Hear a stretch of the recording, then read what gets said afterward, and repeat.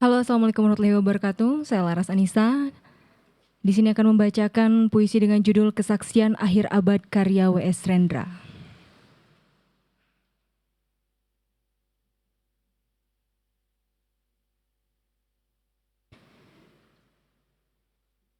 Ratap tangis menerpa pintu kalbuku. Bau anyir darah mengganggu tidur malamku. Oh tikar tafakur. Oh bau sungai Tohor yang kotor. Bagaimana aku akan bisa membaca keadaan ini? Di atas atap kesepian nalar pikiran yang digalaukan oleh lampu-lampu kota yang bertengkar dengan malam, aku menyerukan namamu, wahai para leluhur Nusantara.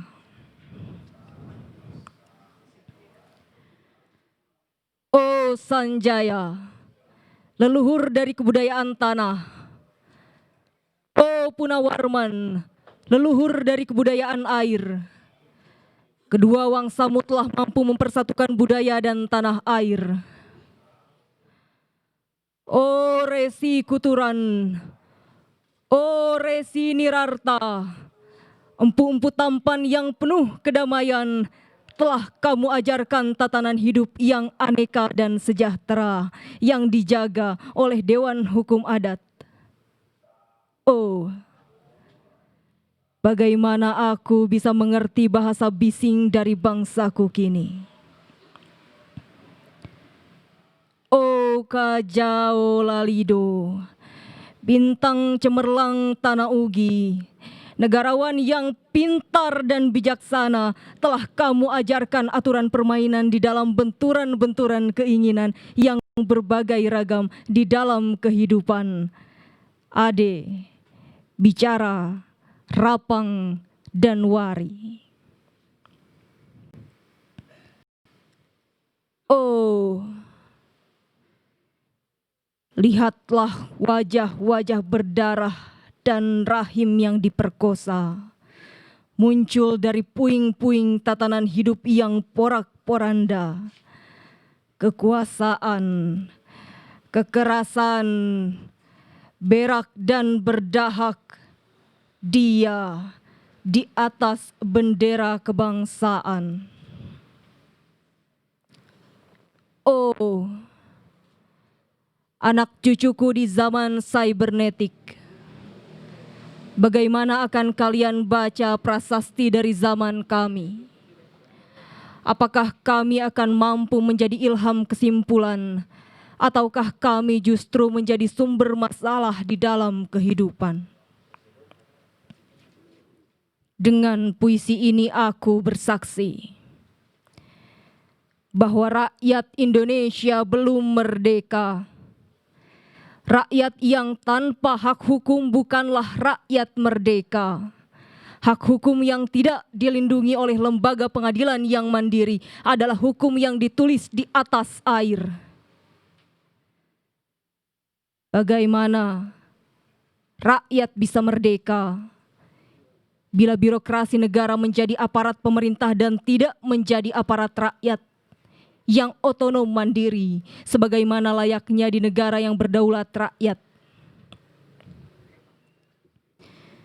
Bagaimana rakyat bisa merdeka bila hak pilih mereka dipasung tidak boleh memilih secara langsung camat mereka, bupati, wali kota, gubernur, dan jaksa tinggi mereka? Dan partai-partai politik menganggap rakyat hanya abdi partai yang dinamakan massa politik partai, kawula partai, atau hamba partai. Bagaimana rakyat bisa merdeka bila pemerintah melecehkan perdagangan antar daerah dan mengembangkan merkantilisme dendels sehingga rela menekan kesejahteraan buruh, petani, nelayan, guru, dan serdadu berpangkat rendah? Bagaimana rakyat bisa merdeka bila provinsi-provinsi sekedar menjadi tanah jajahan pemerintah pusat, tidak boleh mengatur ekonominya sendiri,